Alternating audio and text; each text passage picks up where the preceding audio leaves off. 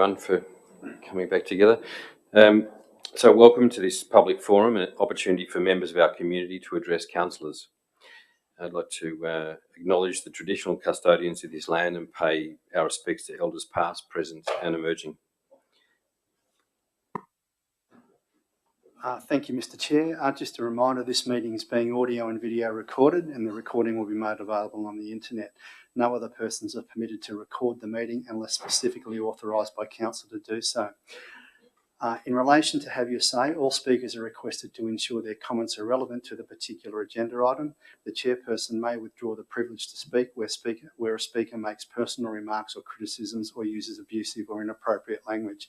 Speakers do not enjoy any special protection arising from comments made during this forum and should therefore refrain from making defamatory remarks or personal defamatory statements against any individual.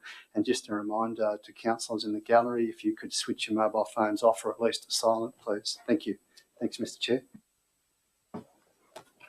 Thanks, Mr General Manager.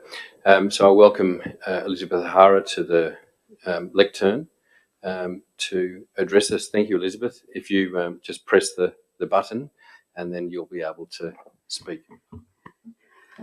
Firstly, I'd like to congratulate members of council and thank you for the opportunity to address you today. I too would like to acknowledge the First Nations people who have known this country for millennia with a deep knowledge, and I hope to address 4 aspects of the Mayoral Minute. The first, the importance of sustainable development and having in place the social and health infrastructure that will reassure people making Armidale their home that they have made the right decision. To echo the Mayor's words, we will need affordable and available housing, health and cultural infrastructure. Those of you who have had to ring around to find a doctor with a place on their list or sought affordable housing, the subject of Councillor OConnor's item 7.1, will know these are the very basic things we need to be able to guarantee. The second, as the Mayor observes, water security is the key. Slide 1 is a map from the Macleay Catchment Report card of 2016 that I've given people. It gives some idea of our context. We very sadly are the red. Our water health, water quality is very, very poor. Across ARC, groups and individuals are working to improve water quality. How can council assist? I'd like to tease out the Mayor's suggestion that we attract sustainable industries through expanding opportunities for horticultural enterprises, with some observations about existing enterprises and how to improve things in the future. Most will think of Costas when they hear the phrase horticultural enterprises, and slide 2 is the Elm Street facility from Google Earth. Okay, slide 2. Many are unaware of the facility operated by the Australian Natural Therapeutic Group and its German partners, producing medicinal cannabis largely for the German market, and the Red Jewel Strawberry Runner Farm, slides 3, which is from Google Earth, and slide 4, which is from the Castle Doyle Road. The community would welcome transparent accounts of exactly how much water is used by each of these facilities, the sources, the price being paid, and how compliance with conditions of development is monitored. Slide 5 is Costa's bore and reservoir tank on public land at Izzyard Park, adjacent to the Mother of Ducks Lagoon in Hara. It symbolises my fears for water security. During the height of the drought, Costas took 300,000 litres per day for a period of approximately 6 weeks to cool down glasshouses at a time when we were on level 5 restrictions. A pipeline from this bore heads in the direction of Costas. Costas experienced no restriction during the drought. The community needs to be assured that come the next drought, water restrictions apply to all, and that the Hara bores sunk during the drought are not included in ARC's routine water allocations, but are only used ever as a very last resort. The good news is that traditional hydroponic facilities are being challenged worldwide by new, genuinely sustainable technologies, such as that created by the Australian Lindell Hugo, whose company All Art is manufacturing in the Central Highlands of Vietnam. Wouldn't it be exciting for our region to be part of something like that? My third point, in his minute, the Mayor observed that we need to protect our natural environment. Council has been committed to developing a region-wide system of wildlife corridors and has been active in acquiring and rehabilitating areas including Crown Roads and TSRs. A valuable development for our environment has been the recent openness of Council to respond to community concerns, and the Council committees which are under consideration at item 11.2 were an accessible and worthwhile way of contributing expertise and knowledge. Finally, the groundwork for Armidale as a city encouraging walking and cycling and enjoying all the health and welfare benefits which accrue from a well-planned and people-friendly environment has been laid by the past council. Let's plan developments with care and with consideration of the environmental footprint, particularly in peri-urban areas. Let's be aware of the value of green spaces and the potential of zero net emissions buildings. It's an exciting time. Let's plan carefully and ensure the processes are in place to protect our most valuable assets and preserve and enhance our quality of life. Good luck with that mission. As Gaylord Nelson observed in 2002, the economy is a wholly owned subsidiary of the environment, not the other way round. Thank you. Thank you, Elizabeth. Do any councillors have any questions to ask? Yes. Elizabeth?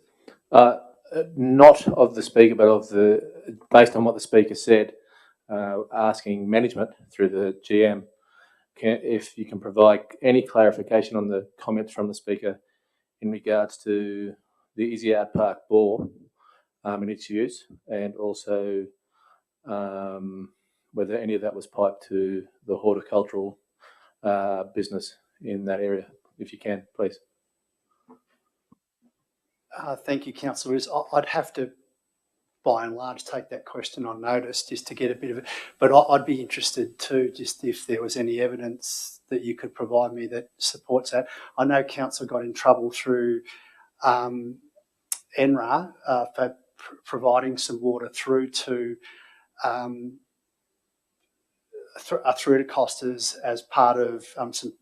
I haven't got the full details in front of me, but I know that council did get fined two fines for having provided some water there. But I wasn't aware that that was water that was supplied specifically to Costas at the expense of the rest of the community. But I'd have to get some advice and come back to you on that. Did you have anything to add to the question, Elizabeth? Yes, look, I'm sorry to sort of sprung this on the General Manager and on Daniel Boyce as well, because it was something that we had hoped to have a conversation about, and I think time's just got away. But also the other horticultural institutions, there's very little information, public information available, and it would be something that I think the general community would be very, very interested in. Are there any other questions or statements? Councillor O'Connor. Yeah, this to the speaker. Thank you. Sorry. Thank you so much, Elizabeth, for your presentation. It touched a number of areas that are really critical for us at the moment. Can I just clarify with you, are you saying that you think the water usage of all of these new horticultural things should be transparently allowed or published for the whole community to? Sorry, I think transparency in the actual water usage, in the application, the development applications and the water licences, and all of these things we need to follow up, because I just had a quick look this afternoon and I couldn't find anything, and council. I wasn't quite sure where to look, to be honest, for council DAs for the strawberry runner farm and the marijuana plantation farm. So transparency in the DAs, who gave them, what were they, what was the basic criteria, how are they, what water is being taken and from where, and how is it being monitored, and how is compliance being monitored. That would be really terrific. Thank you. Do we have any other questions?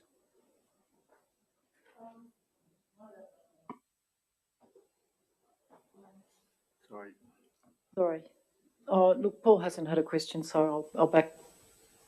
Thank you, Councillor Peckham. Thank you. Perhaps I would invite a comment from the speaker. So Hara, please. My question to you is then, from the council body, or how would you phrase this to the council body, of balancing the commercial needs of our society, the commercial needs that potentially produce food for our residents, against those of what would seemingly, your argument is to of a private nature. So domestic consumption versus commercial consumption appears to be what your submission entails, and I'd like to hear your balance of how you therefore, having asked the question of us to supply information on the commercial basis, where are you going with that balance? I really think that we have to have the information first before, and to look at what, when we talk about, the Mayor in his minute has suggested that this is one area we can really look at, hydroponics, and as a way of attracting people to the town. It's really important that we know what we currently have, and that we don't know that. And from there, then work out, okay, so we talk about jobs that are really basically important, but are some of these jobs too expensive in terms of what they cost to the environment? And that would be the next step. But that's a little way down the path. That's probably not the answer that you I know. Councillor OConnor, did you have another question? Okay. Thank you, Elizabeth. Appreciate your time to speak to us.